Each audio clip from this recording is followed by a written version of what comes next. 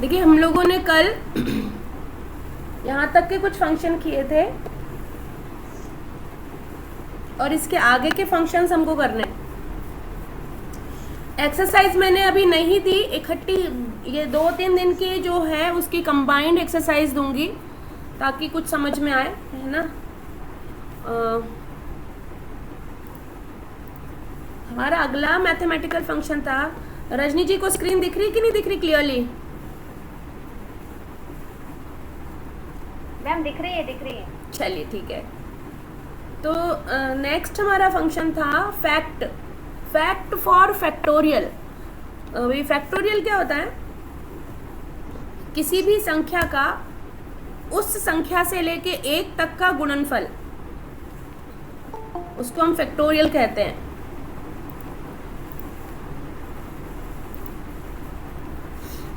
मतलब यदि मेरे पास 5 है तो 5 का 1 से लेके 5 तक का गुणनफल, मतलब 5 × 4 × 3 × 2 × 1, जो आंसर आएगा वो फैक्टोरियल कहलाता है। ठीक है ना। तो फैक्टोरियल होता है, फैक्ट फंक्शन यूज किया जाता है फाइंड द फैक्टोरियल। फैक्टोरियल निकालने के लिए इसका यूज करते हैं। और कैसे यूज करते हैं उसके लिए फंक्शन है, हम चलेंगे इंसर्ट फंक्शन। यहाँ पर मैथ्स एंड ट्रिग्नोमेट्री फंक्शन, यहाँ नीचे आपको मिलेगा फैक्ट। ओके करते हैं। डेफिनेशन लिखा हुआ है, returns the factorial of a number equals to 1 × 2 × 3 × जो भी नंबर है वहां तक। हम इसको ओके करेंगे और जो भी नंबर है, मान लो कि मुझे देना है 5, तो मैंने 5 लिखा, आंसर आना चाहिए 120।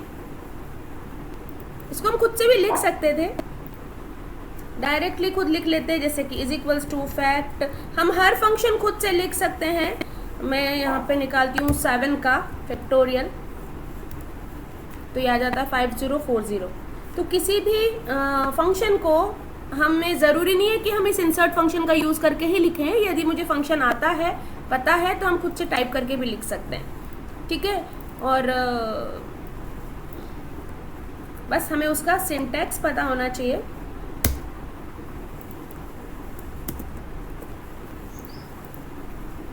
ये फैक्ट के बाद है इंट।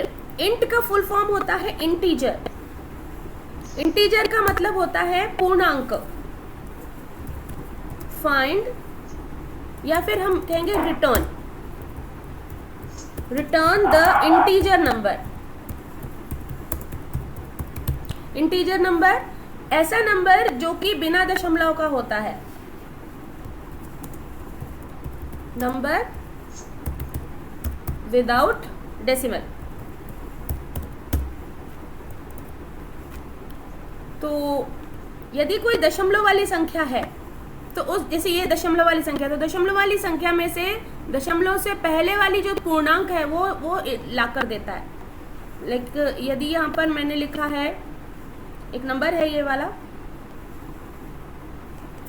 34.65, और यहाँ पर मैं लिखूँ int =int ब्रैकेट ओपन, और ये नंबर दे दिया मैंने ब्रैकेट क्लोज, तो आंसर आ जाएगा 34। उसने क्या किया, उसको दशमलव से पहले का जो पूर्णांक है वो आउटपुट में दे दिया। तो इंट फंक्शन इंटीजर वैल्यू देने के लिए काम आता है। कुछ लोग इसको राउंड भी बोलते हैं। इसकी डेफिनेशन आप देखना चाहेंगे तो इंसर्ट फंक्शन पे जाएंगे तो यहाँ डेफिनेशन मिलेगी, round the number down to the nearest integer. और कोई भी संख्या का नियरेस्ट इंटीजर वही होगी, किसी भी दशमलव के पहले जो लिखा है बस वही उसका नियरेस्ट होता है। ठीक है। तो दूसरे शब्दों में ये राउंड करता है, राउंड डाउन। और समझने वाली भाषा में हमें पूर्णांक संख्या दे देता है, मतलब दशमलव से पहले के अंक वो हमें लौटाता है। इसके बाद है LCM, लघुत्तम समापवर्तक। मतलब 2 या 2 से अधिक संख्याओं में से वह छोटी से छोटी संख्या जो कि एलसीएम आप सभी को आता है, पता भी है, हम लोगों ने यूज़ भी किया हुआ है। तो ये क्या करता है, ये हमको फट से निकाल के दे देता है एलसीएम। वह छोटी से छोटी संख्या जिसके दोनों मल्टीपल्स हों, मतलब जो भी संख्याएं हैं वो सारी की सारी जो संख्याएं हैं वो उसके मल्टीपल में आए। जैसे कि मेरे पास है 5 और है मेरे पास 4, तो 4 और 5 का एलसीएम कैसे निकालेंगे? हम चलते हैं इंसर्ट फंक्शन। यहाँ पर हमने कैटेगरी चूज़ करी मैथ्स एंड ट्रिग्नोमेट्री, और यहाँ पर मैंने एलसीएम को सिलेक्ट कर लिया, ओके किया। ओके करने पे वो पूछता है नंबर 1 मैंने दे दिया 5, फिर नंबर 2 दे दिया मैंने 4, ऐसे वो और भी बहुत सारे नंबर देता जाता है, बस आप लिखते जाओ। पर मेरे को 2 ही चाहिए थे तो मैंने 2 ही दिए, तो एलसीएम आ गया 20। 5 और 4 का एलसीएम 20, क्योंकि 5 के टेबल में भी 20 आता है और 4 के टेबल में भी 20 आता है, मतलब 20 जो है वो 5 का मल्टीपल भी है और 4 का मल्टीपल भी है। तो एलसीएम हुआ 5 और 4 का 20।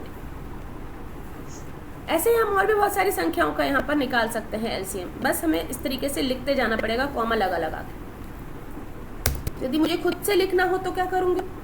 मान लो यहाँ पे बहुत सारी संख्याएं हैं, ये 5, 4 और 20, और लिख देती हूँ 6, 9, इन सब का एलसीएम निकालना है।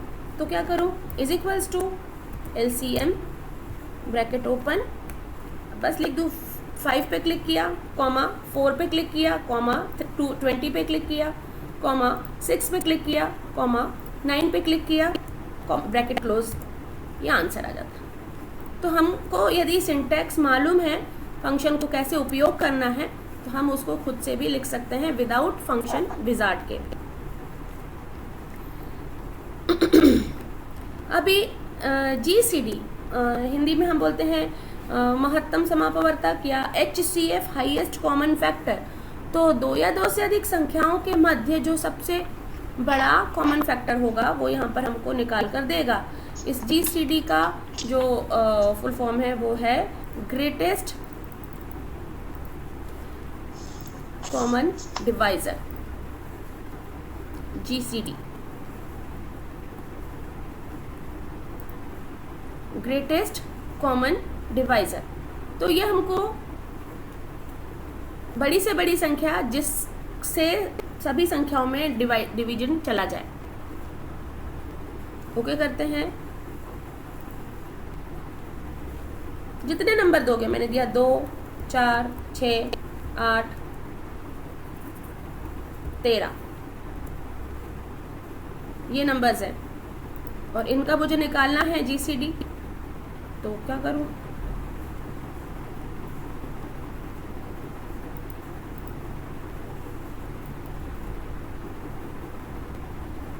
यहां निकालती हूं, is equals to GCD bracket open 4, 6, 8, 13 bracket बंद। आंसर आया 1 वो बड़ी से बड़ी संख्या है जिसका सब में भाग जाएगा। और यदि इसमें से मैंने ये आखिरी वाला हटा दिया तो आंसर आता है 2 वो बड़ी से बड़ी संख्या है जिससे सभी में भाग चला जाएगा। तो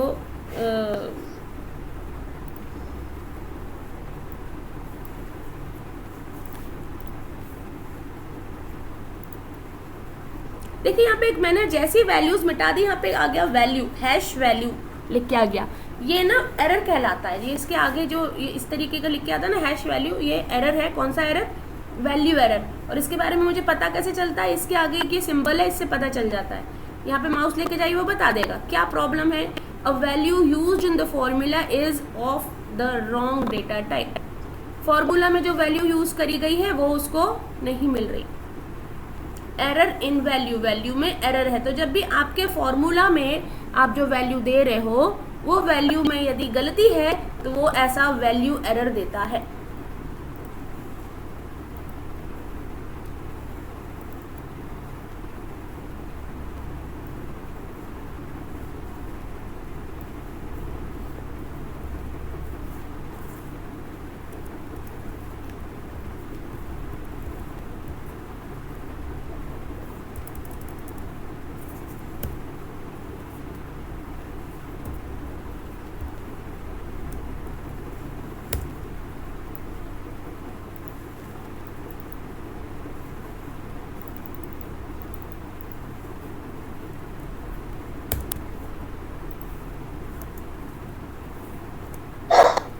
ये इस तरीके से हम GCD का यूज़ करते हैं।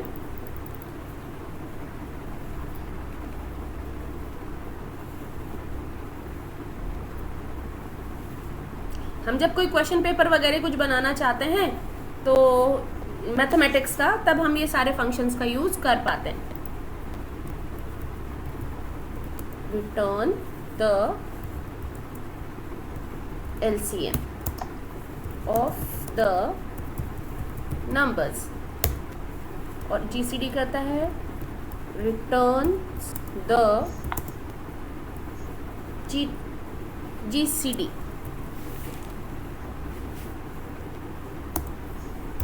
Of the numbers.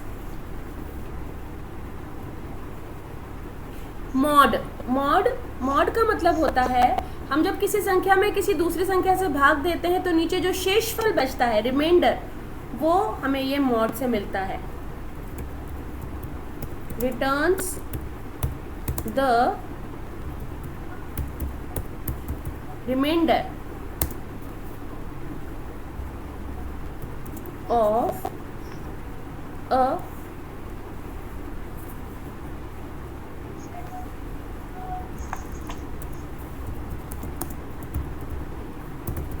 डिवीजन। किसी भी डिवीजन में जब हम किसी भी संख्या में किसी दूसरी संख्या से भाग देते हैं तो जो शेषफल बचता है वो हमें इस मॉड फंक्शन से मिलता है। जैसे कि यदि मैंने यहाँ पर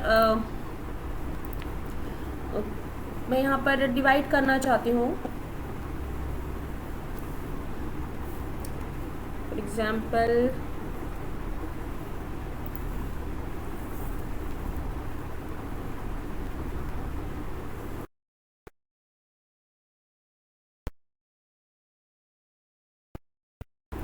जैसे आप देख सकते हैं, मैं यहाँ पे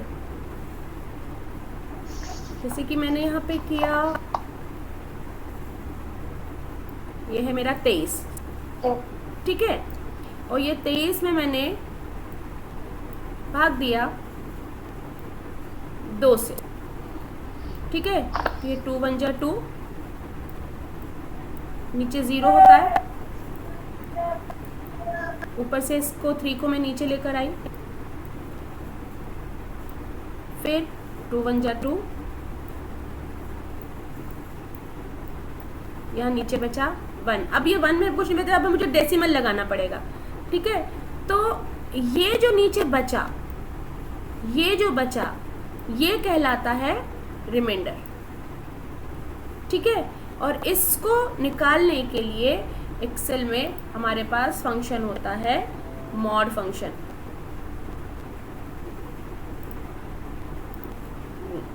यहाँ पर मैंने लिखा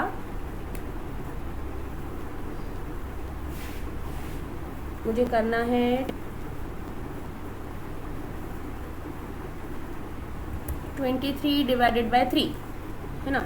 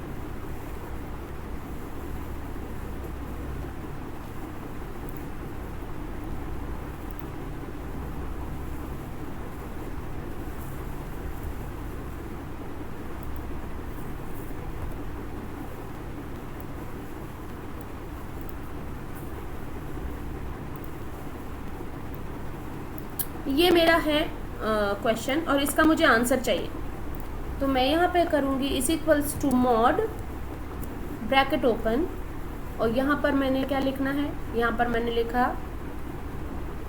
कौन से नंबर में भाग देना है, नंबर क्या है 23 में डिवाइड करना है, तो 23 लिखा, कॉमा किस संख्या से भाग देना है, 3 से, 3 ब्रैकेट 1, आंसर आया 2। ठीक है ना। यदि मैंने 2 से डिवाइड किया होता आंसर आता 1।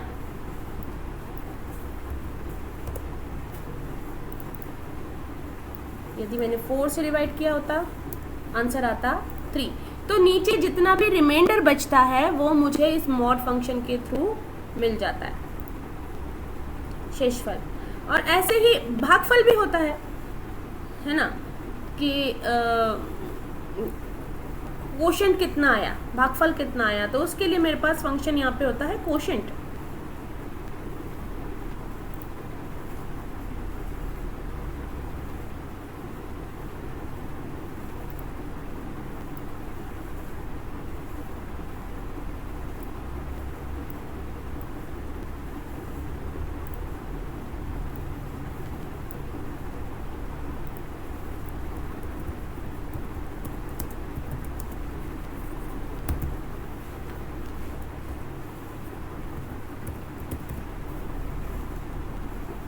सेम नंबर है तो इसको डिवाइड में करती हूँ, is equals to quotient.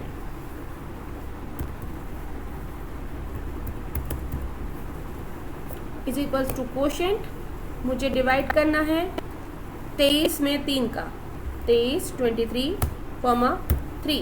Bracket बंद। अब क्या आंसर आया 7। 3 7 जा 21, रिमाइंडर बचा 2।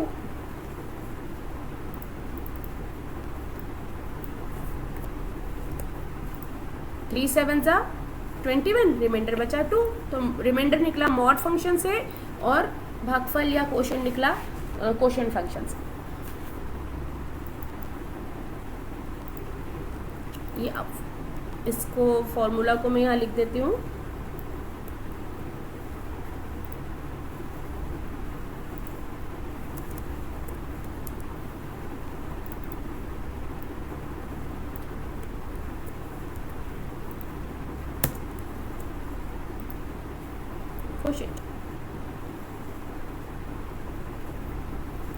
इसके बाद एक पाई जो है वो कोई फॉर्मूला नहीं है, बस उसकी अपनी एक वैल्यू है। वो पाई की वैल्यू होती है 3.14। तो ये क्या करता है, मुझे पाई की वैल्यू लौटाता है।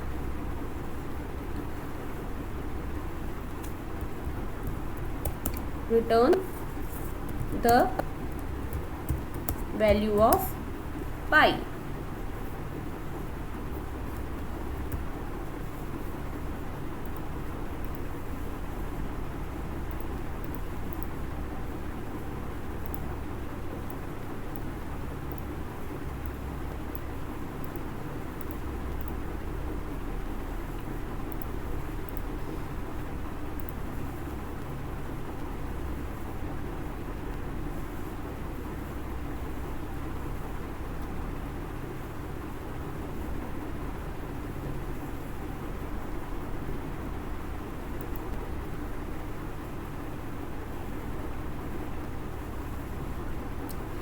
आप लोग भी ध्यान दे दीजिए कि यदि आप लोग कभी स्कूल के लिए कुछ क्वेश्चन पेपर वगैरह बनाते हैं और आपको उसमें मैथमेटिकल सिंबल्स की ज़रूरत है, मैथमेटिकल इक्वेशंस लिखने हैं, तो आप यहाँ से लिख सकते हैं। यहाँ पर इक्वेशन नाम का एक टैब होता है, वहाँ से आप लिख सकते हैं।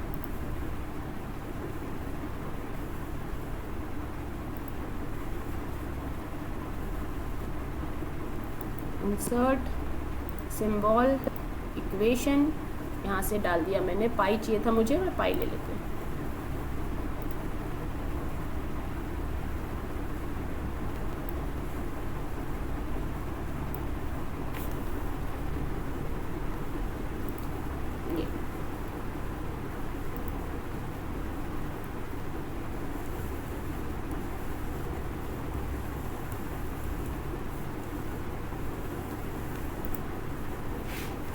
अब इसके बाद एक पावर बटन। पावर बटन क्या करता है, किसी भी नंबर की जो पावर होती है वो लौटाता है, घात या घातांक।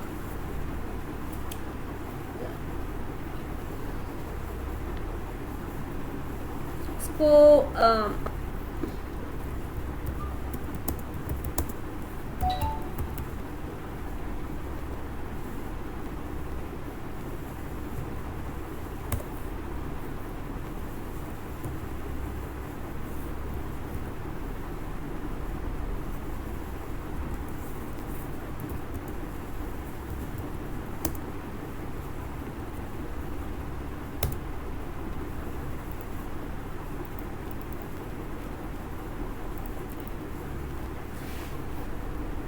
जैसे मुझे लिखना है 2 की घात 4, 2 की घात 4।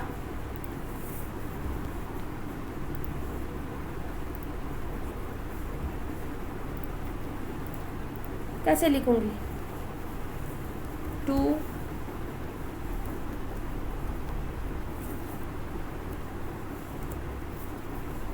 ऐसे।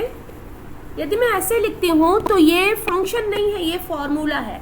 हम ये जो बीच में एक सिंबल दिखा रहा है, ये सिंबल पावर के लिए यूज़ किया जाता है, ठीक है ना। तो यदि मुझे बिना फंक्शन के पावर निकालनी हो, घातांक निकालनी हो, तो हम ये सिंबल को यूज़ कर सकते हैं। लेकिन फंक्शन का यदि मुझे यूज़ करना है तो मैं कैसे यूज़ करूँगी? मैं यूज़ करूँगी पावर फंक्शन का, इज इक्वल्स टू पावर किसकी घात 2 की पावर 2 पे क्लिक किया, कॉमा कितनी पावर चाहिए? 4 पे क्लिक किया, ब्रैकेट बंद, एंटर। 16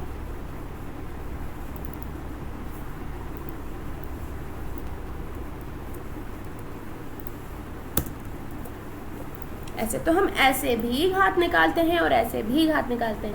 यदि इस तरीके से हमने घातांक निकाली तो वो कहलाएगा फॉर्मूला, और इस तरीके से निकाली तो ये कहलाएगा function.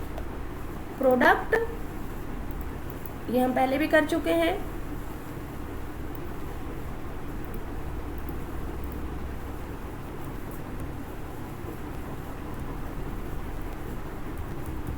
Return the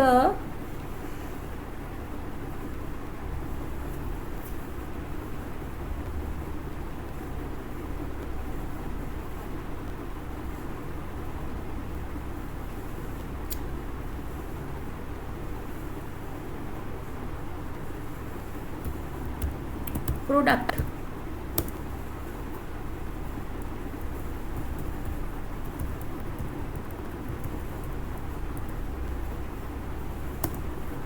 of the numbers. 2-4 number है मेरे पास, है 2 3, और 2 और 3 का गुणा करना है। चलिए 4, 2 3 4 का गुणा करना है, तो मैं क्या करूंगी? इज इक्वल्स टू प्रोडक्ट इन तीनों को करना है, इन तीनों को इकट्ठा सेलेक्ट कर लेती हूँ, ब्रैकेट बंद कर देती हूँ। ये आंसर आ गया। 2 3 ज़ा 6, 6 4 ज़ा 25। ऐसे कितने भी नंबर्स का आप मल्टीप्लाई यहाँ कर सकते हैं using product function.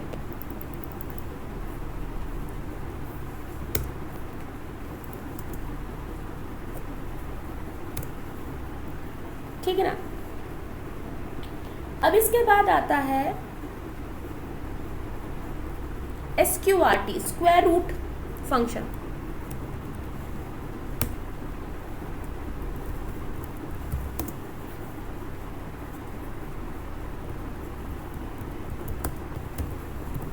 Square root किसी भी संख्या का यदि मुझे वर्गमूल निकालना है तो मैं स्क्वायर रूट फंक्शन का यूज़ करूँगी। जैसे मेरे पास है 16 का वर्गमूल क्या होता है? Is equals to SQRT, bracket close open, मैंने दे दिया 16, ब्रैकेट बंद, आंसर आ गया 4। तो 16 का स्क्वायर रूट है 4। ऐसे किसी भी नंबर का दे सकते हो। जैसे यदि आपने यहाँ पे लिख दिया 216 तो आंसर आया 14.6969, तो दशमलव में भी आएगा। यदि यहाँ आपने लिख दिया 720 तो आंसर आया 26.8328। 81 आंसर आया 9। 121 आंसर आया 11। 625 625 आंसर कितना आना चाहिए? नहीं, नो वन।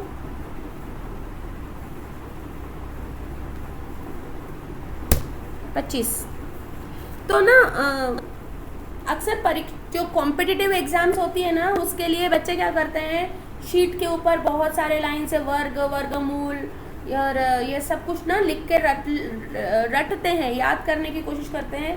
ताकि इन टाइम पे छोटे मोटे चीज़ों के लिए उनको बड़ा कैलकुलेशन ना करना पड़े, फट से उन्हें याद रहे। जैसे कि हम लोग को बचपन में 20 तक के टेबल्स रटवाए जाते हैं ताकि एटलीस्ट उतना तो हम मल्टीप्लाई फट से कर सकें, लेकिन 25 30 आगे तक के भी लोग बाग याद करके रखते हैं। तो उसको लर्न करने के लिए या बच्चों को लर्न करवाने के लिए भी ये बहुत ही आसान और अच्छा तरीका हो सकता है, जिससे कि इंटरेस्टिंग वे में आप बच्चों को ये कैलकुलेशन सिखा सकते हैं। उसके बाद है सम, वो तो आपको सभी को आता ही है।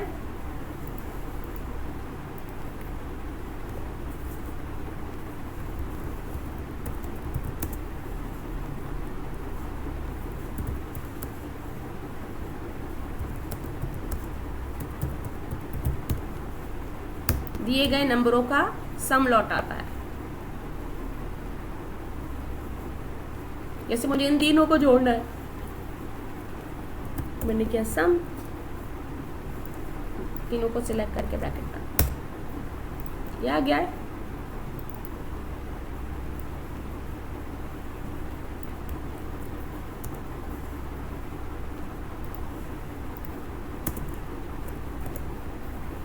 ऐसे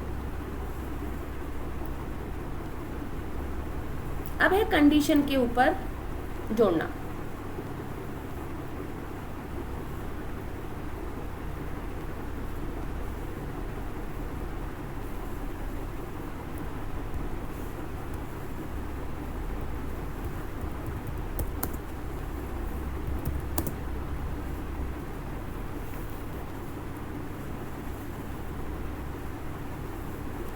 रिटर्न नहीं करते, इसको कहते हैं ऐड द नंबर्स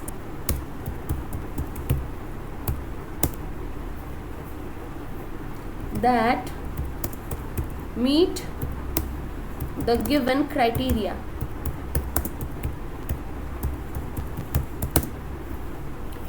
उन नंबरों को जोड़ता है जो दी गई क्राइटेरिया या कंडीशन को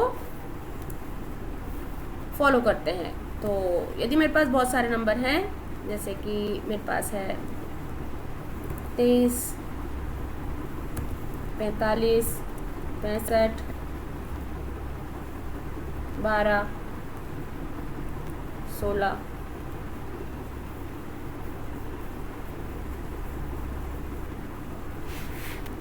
ठीक है।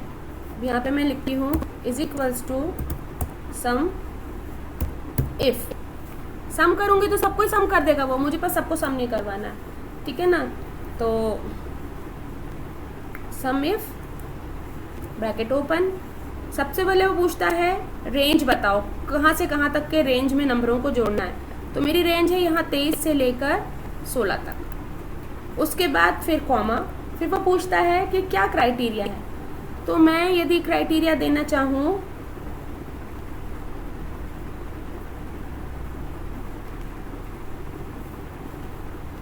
चलो अभी मैं कुछ भी मन से लिखती हूँ। मैं चाहती हूँ कि जहाँ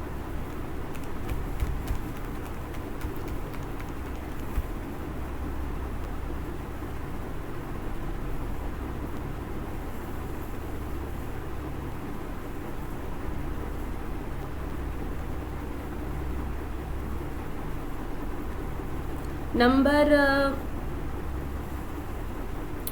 is less than 40,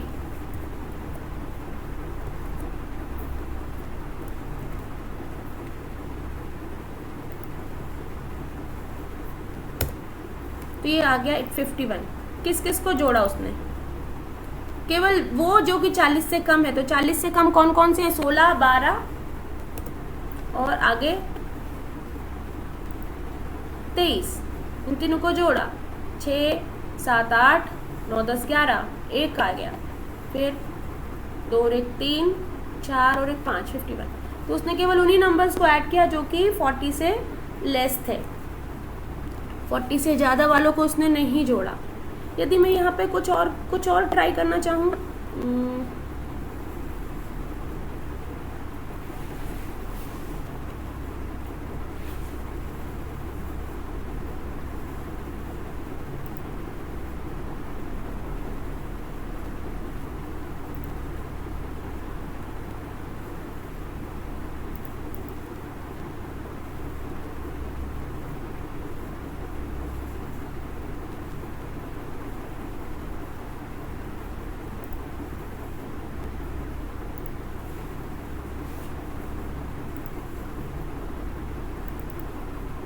चलो कुछ और ट्राई करते हैं, जैसे कि मैं इस लेस देन के साइन की जगह लगाना चाहती हूँ ऑब्लिक।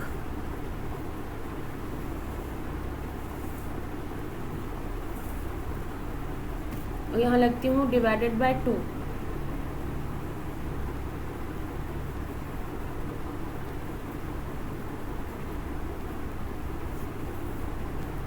Is equals to 0।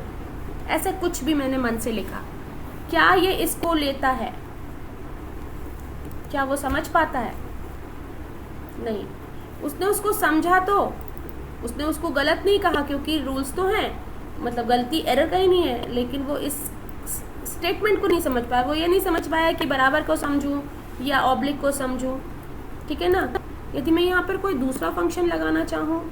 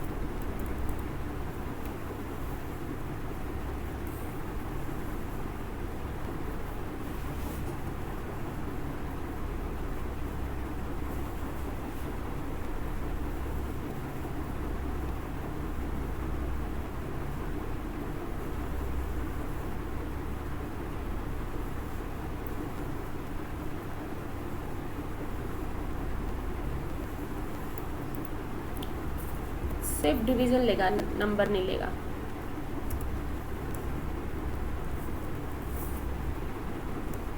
ऐसा कुछ।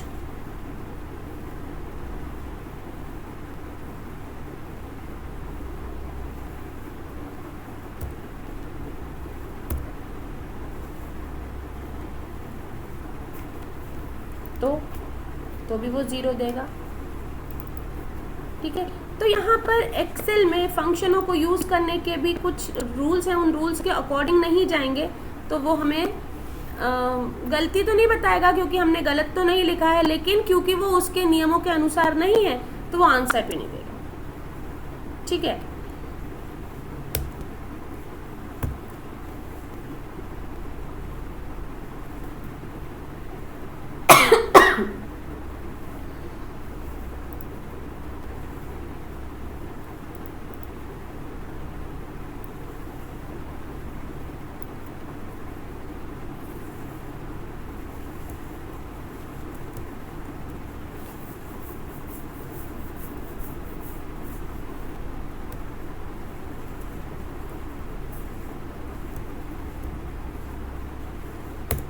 इसको वो मान लेगा।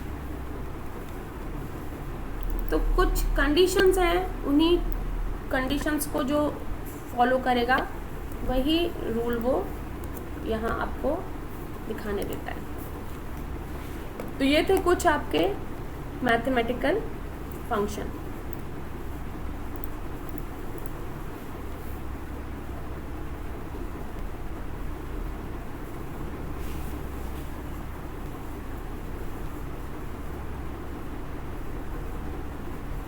ठीक है।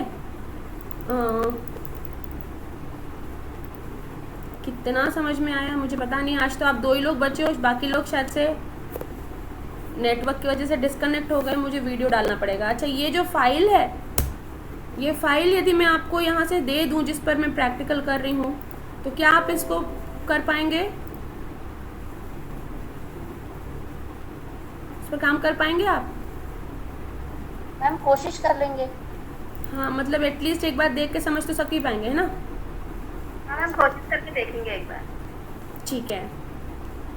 ठीक है, तो ये फाइल मैं आप लोगों को व्हाट्सएप में डालती हूँ। आप लोग इसको देखिए और देखकर प्रैक्टिस करने की कोशिश करिए। मोबाइल पर आप में से कौन चलाता है? आप दोनों कंप्यूटर पर ही यूज करते हो या मोबाइल पर भी यूज करोगे कोई? मैम मोबाइल पे। मोबाइल पे। तो मैं आपको मोबाइल पे करके बताऊं क्या, या आप कर लेंगे? बार कोशिश करके देखते हैं, फिर नहीं बनेगा तो फिर आप तो हो ही। हाँ नहीं वो तो ठीक है, मतलब मोबाइल पे आपको कोई दिक्कत तो नहीं आएगी ना, तो ठीक है फिर कोशिश करके देखते हैं मैडम, एक बार कोशिश करके देखते ओके हाँ ये अच्छी बात है। हैं।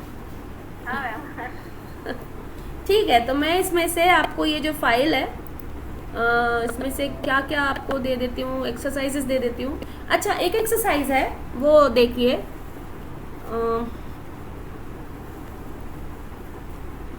आपको एक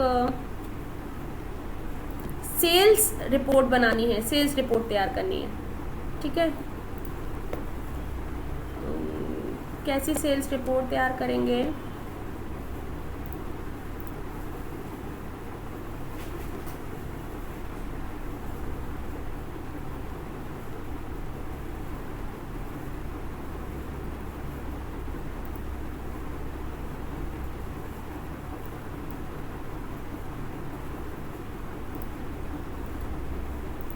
सेल्स रिपोर्ट समझ पा रहे हैं ना?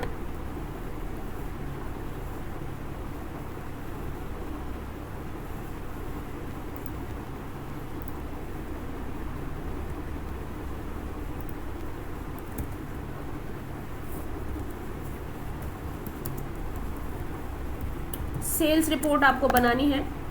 सेल्स रिपोर्ट में आपका रहेगा serial number, employee ID, employee नहीं, एम्प्लॉय आईडी नहीं, हम कस्टमर आईडी करते हैं। कस्टमर आईडी,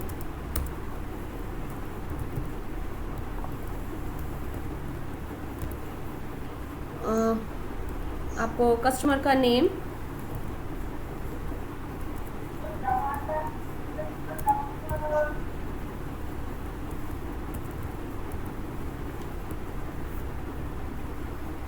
फिर उसने कितना सामान जो है आपने उसको सेल किया है ना, तो यहाँ पे आ जाएगा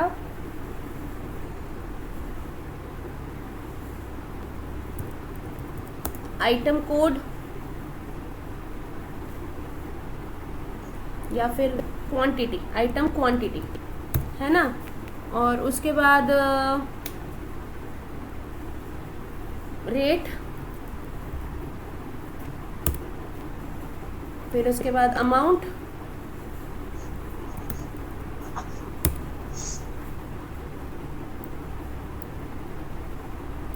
ठीक है। और उसके बाद यहाँ पर आपको जो है वो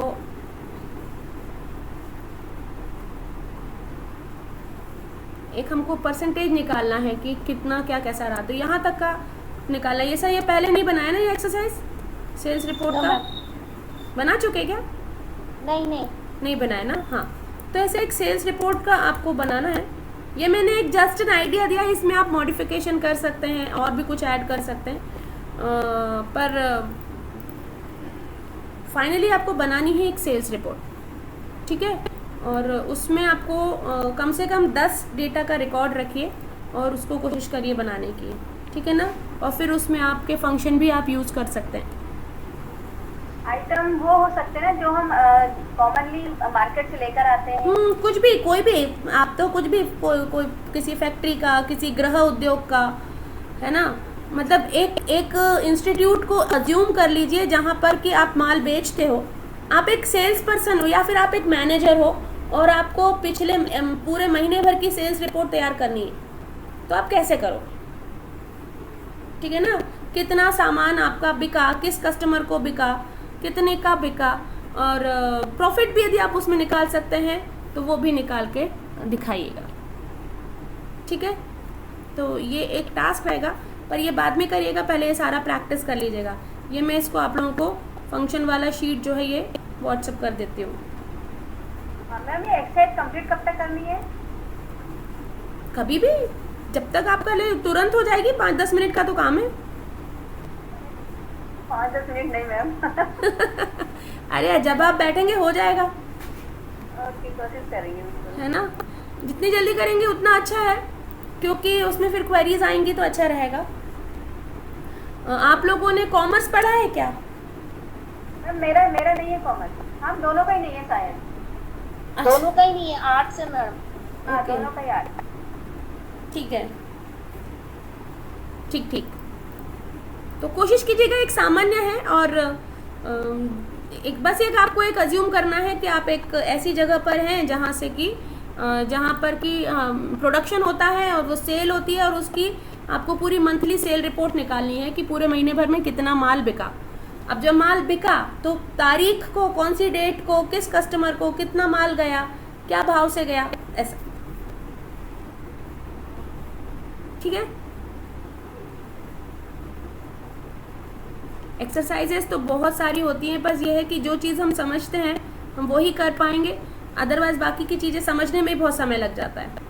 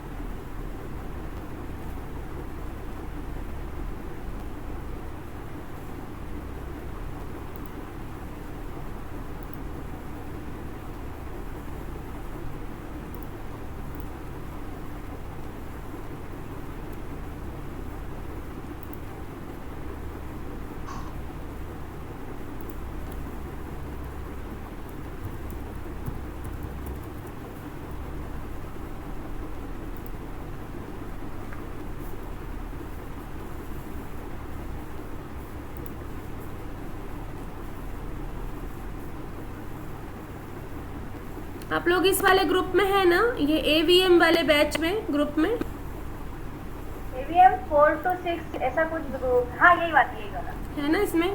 चलिए, हाँ हाँ।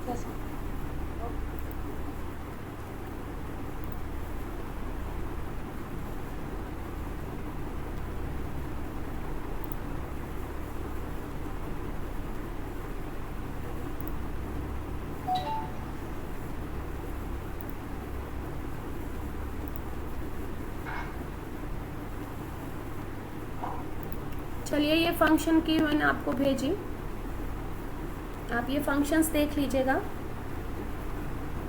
ठीक है,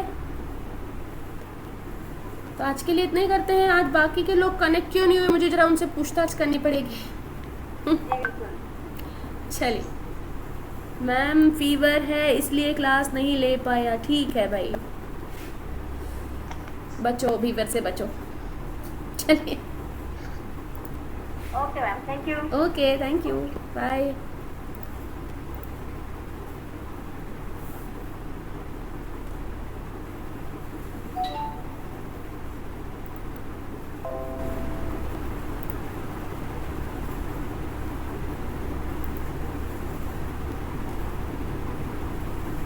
Control Shift F11।